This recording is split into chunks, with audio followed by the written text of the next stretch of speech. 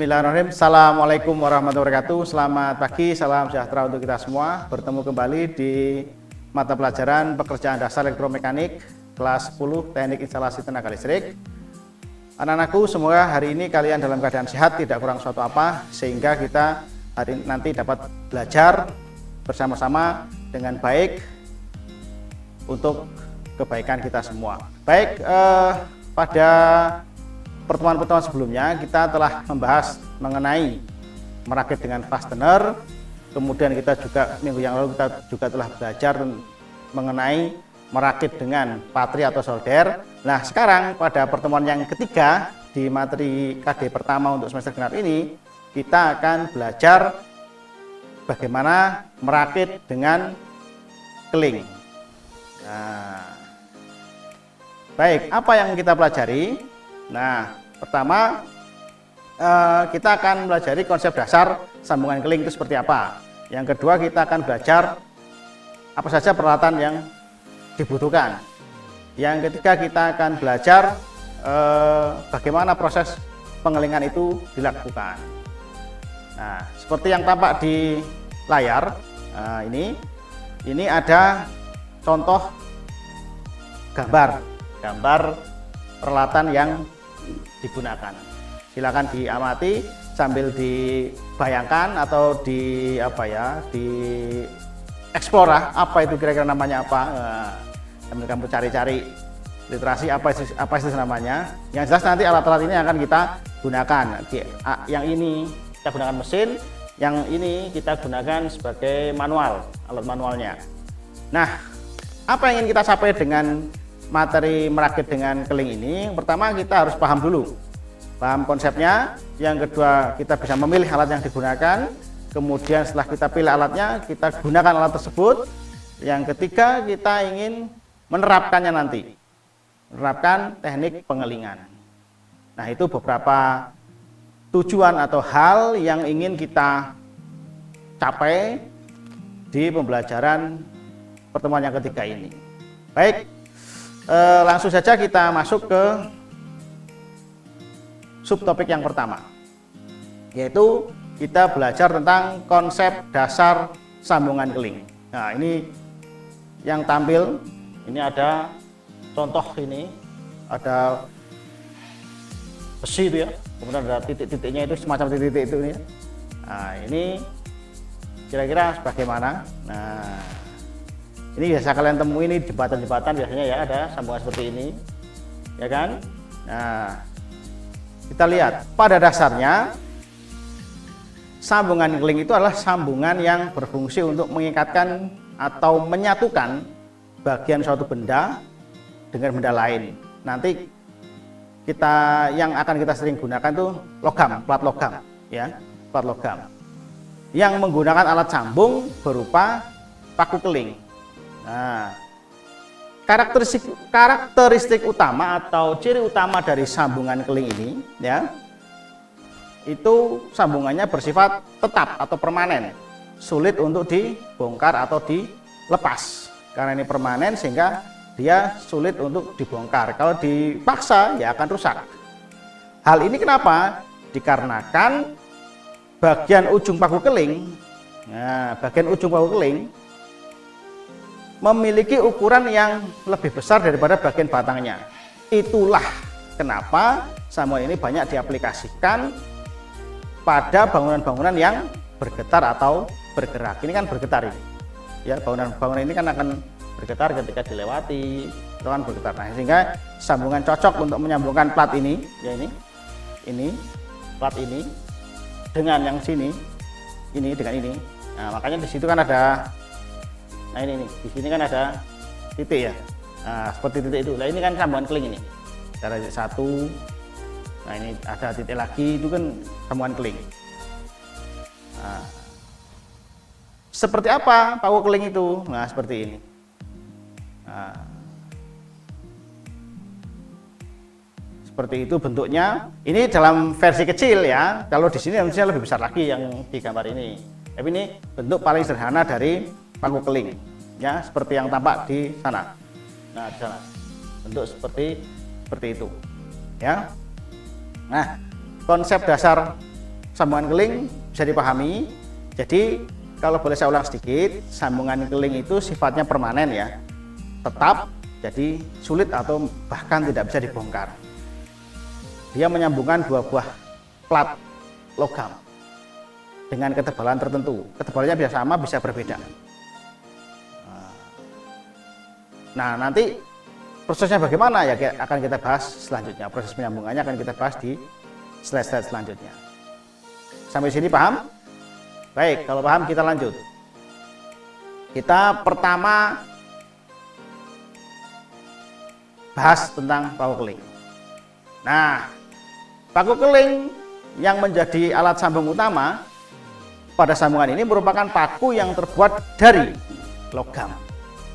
Bentuk paku ini terdiri atas bagian kepala, ada bagian badan, dan bagian ekor. Paku ini biasanya dipakai untuk mengikat, yang seperti tadi saya jelaskan di depan, sambungan dari beberapa plat besi melalui proses pengelingan. Sekali lagi ini bersifat permanen sehingga sulit untuk dilepas atau dibongkar. Kalau boleh saya contohkan, belum pernah lihat, lah ini bentuk paku keling, ya seperti ini. Ingat, kalian lihat. Nanti secara penggambaran akan juga saya berikan. Tapi ini bentuk nyatanya realnya salah satu contoh lah. Nanti ini macam-macam untuk ukurannya, besar kecilnya, ya. Ini seperti ini. Ini tentang paku keling. Nah, ini bentuknya. Nah, seperti ada kepala, badan, ekor. Nah, ini untuk paku keling. Untuk paku kelingnya sendiri bisa kalian pahami ya, yang seperti yang saya contohkan ini. Ini salah satu contoh saja mengenai paku kelingnya. Sekali lagi, sambungan ini nanti permanen sehingga sulit untuk dilepas. Kalau ada pemaksaan ya akan menjadi rusak, gitu aja ya. Kenapa begitu ya? Karena ujung pangkalnya lebih besar daripada batang paku kelingnya itu, sehingga mengapa ketika dipaksa untuk dilepas mengakibatkan kerusakan. Baik, ini untuk paku keling bisa dipahami ya. Kalau bisa kita lanjut. Nah, yang perlu kalian perhatikan nanti, bentuk kepala paku keling itu macam-macam. Ada bulat, ada yang tirus. Nah, seperti itu bisa kalian lihat. Ini ya, ini bulat, yang sebelah sana tirus. Nah, tetapi nanti yang paling sering ditemui di lapangan itu paku keling yang kepalanya bulat.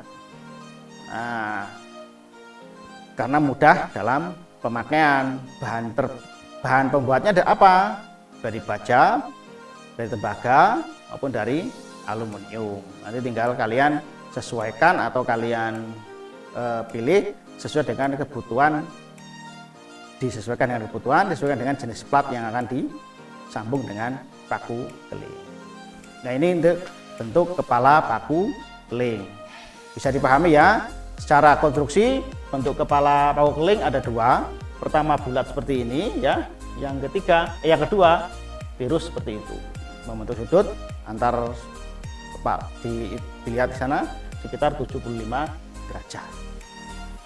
Bisa dipahami? Lanjut kalau bisa. Baik. Sekarang bagaimana cara kita menentukan panjang paku keling? Nah, ada caranya.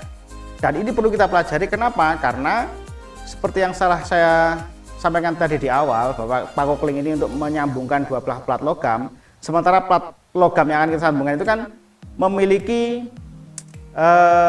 ketebalan tertentu, sehingga kita juga harus mengetahui nanti seberapa panjang paku keling yang akan kita gunakan.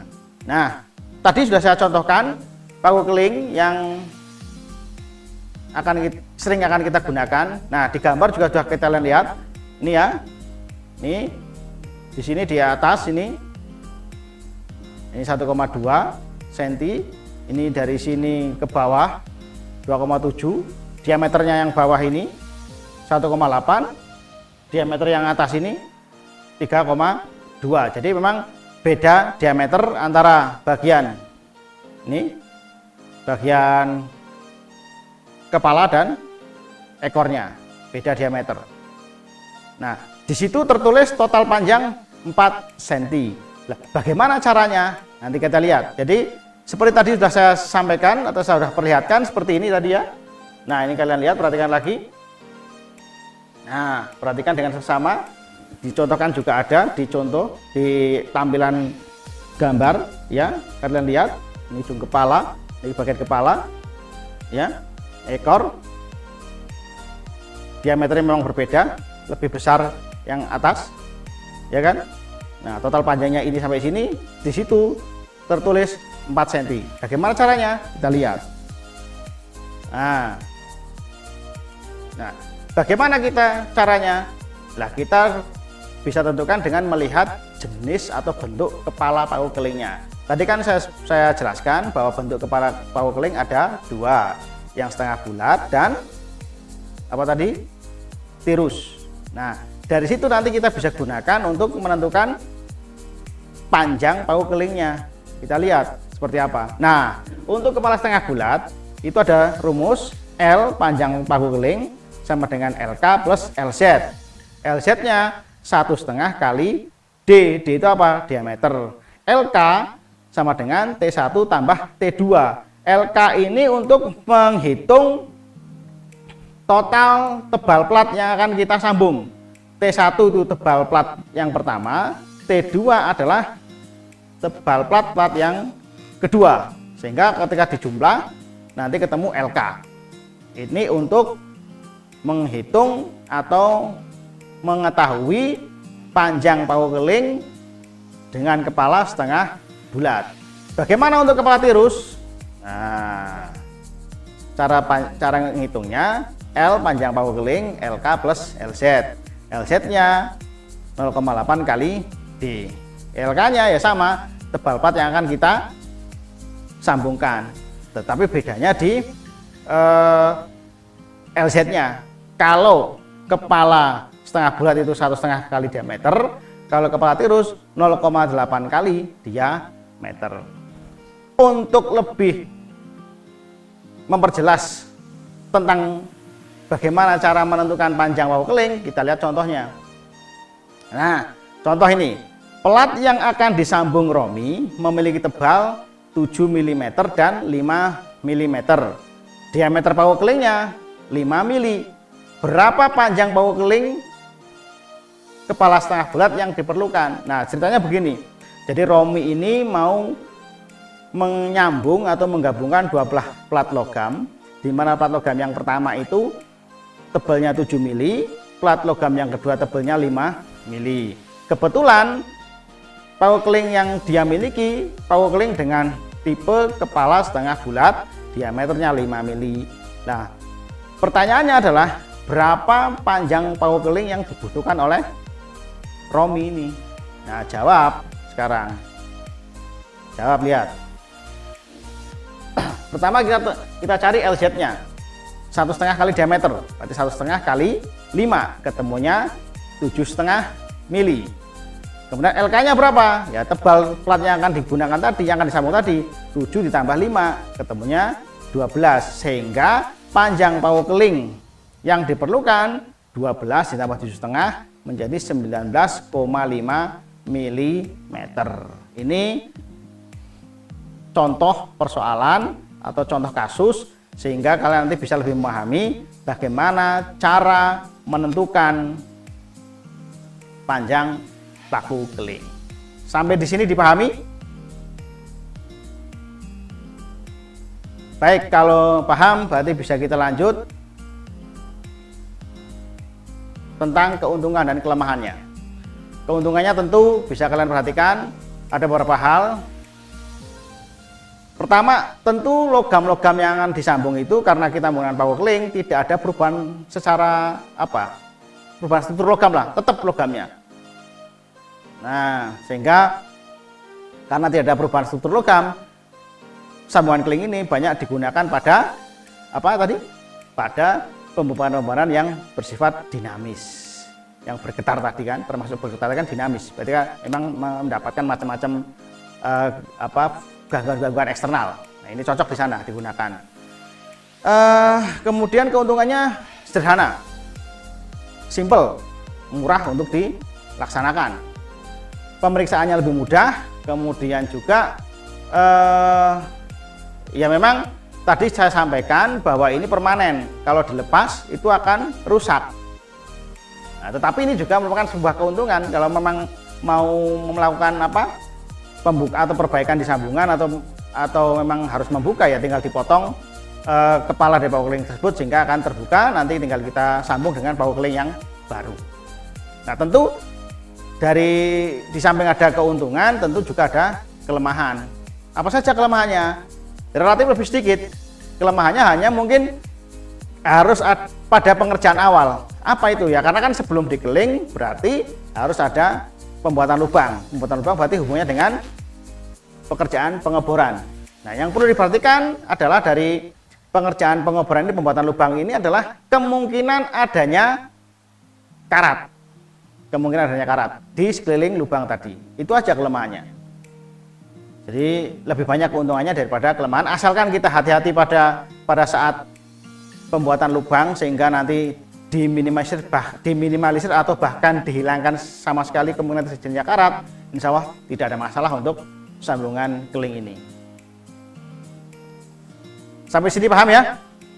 Baik, untuk keuntungan kelemahan silakan bisa kalian pahami. Jika memang kalian menemukan kelemahan lagi atau keuntungan lagi yang belum saya sebutkan, silakan disampaikan di kolom komentar.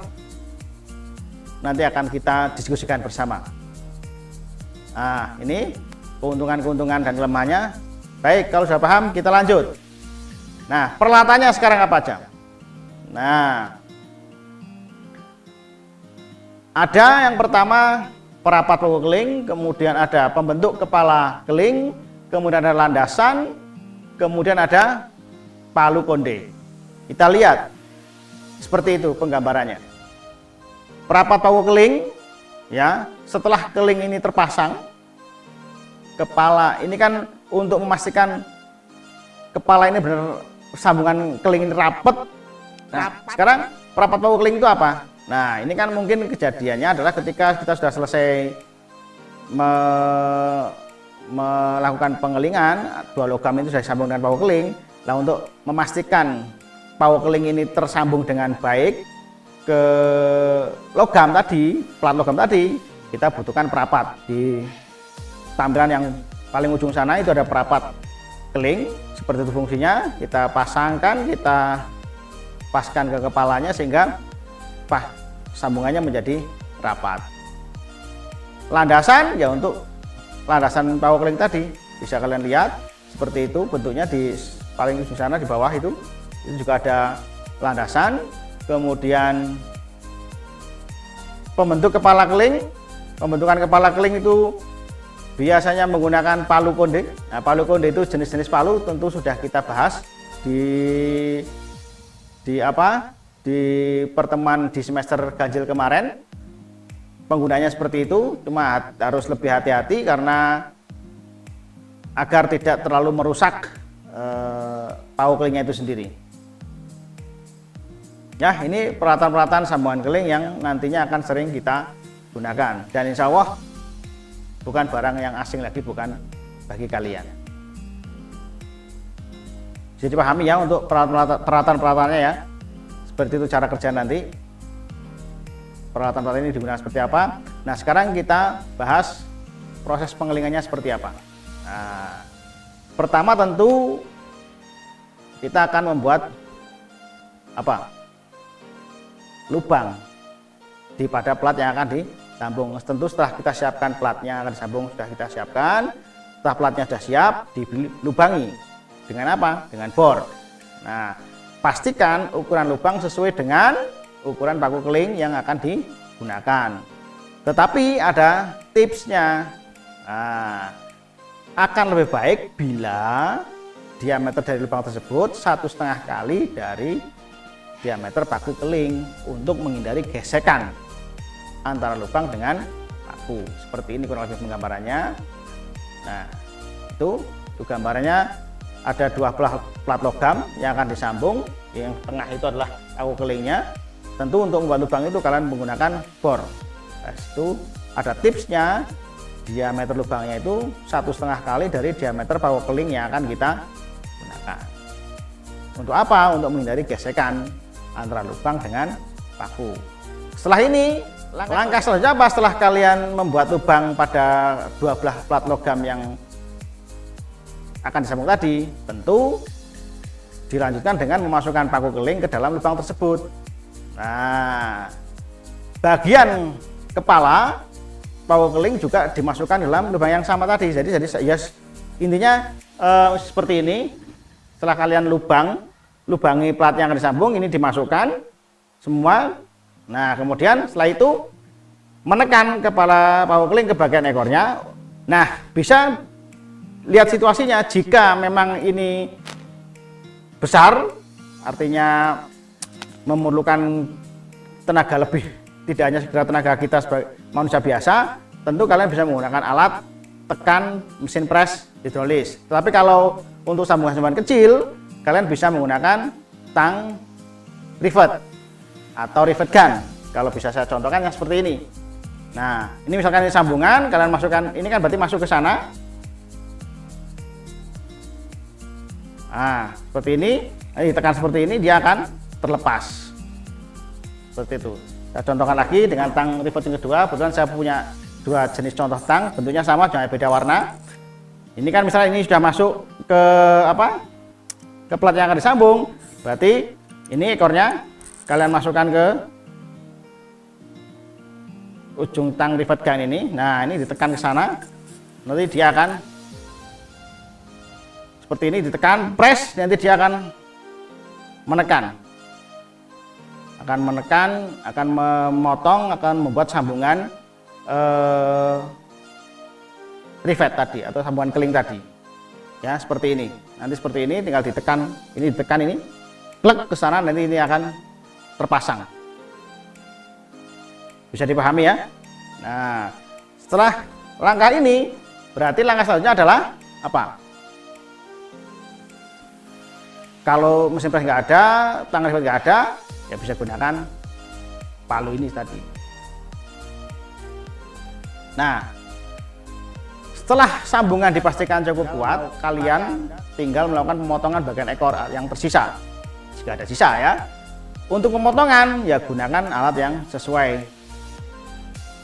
Alat pemotong khusus bisa jadi, boleh dikatakan begitu. Agar apa? Agar pemotongan sambungan bisa sama dengan pemotongan plat yang akan disambung, artinya press, gitu ya. Oleh karena itu diperlukan pemotong yang bisa memastikan hasil pemotongan benar-benar rapi dan nanti secara estetik atau keindahan itu bisa rapi lah, enak dilihat. Seperti ini, kalau kalian bisa lihat pemotong yang bisa digunakan seperti ini ya, untuk pemotong dari keling tadi. Jika ada kelebihan, jika tidak ya tidak usah. Ini bisa lebih bagus untuk digunakan daripada tang potong biasa. Sampai sini ada yang ditanyakan? Baik, jika tidak ada, seperti biasa di akhir pembelajaran tentu akan saya berikan beberapa pertanyaan yang harus kalian kerjakan, di mana pertanyaan ini adalah digunakan untuk mengukur tingkat pemahaman kalian, bisa kemudian tingkat keseriusan kalian di dalam mengikuti pembelajaran ini juga bisa. Tetap silakan dikerjakan, saya tunggu hasilnya. Lakukan yang terbaik, jangan takut salah, karena kita semua masih belajar. Sekali lagi saya beri kesempatan, jika memang belum bisa dipahami, silakan diulangi lagi dari awal, atau bisa juga menyampaikan pertanyaan ke saya di kolom komentar. Nanti akan saya berikan respon secepat-cepatnya dan sebisa-bisanya, agar kalian nanti mencapai tingkat pemahaman tertentu. Nah, harapannya kalian semua tadi bisa mengikuti pembelajaran dengan baik, sehingga nanti di tugas ini kalian akan mudah mengerjakannya. Sekali lagi saya sampaikan terima kasih atas perhatian kalian. Hari ini pembelajaran dapat berjalan dengan baik, dengan lancar. Semoga apa yang kita pelajari hari ini bisa membantu kalian memperoleh suatu pemahaman tertentu, suatu tambahan ilmu tertentu yang nantinya bisa mendatangkan kebaikan untuk kita semua. Sekali lagi terima kasih atas segala perhatian. Sampai ketemu di pertemuan-pertemuan selanjutnya. Terima kasih. Assalamualaikum warahmatullahi wabarakatuh.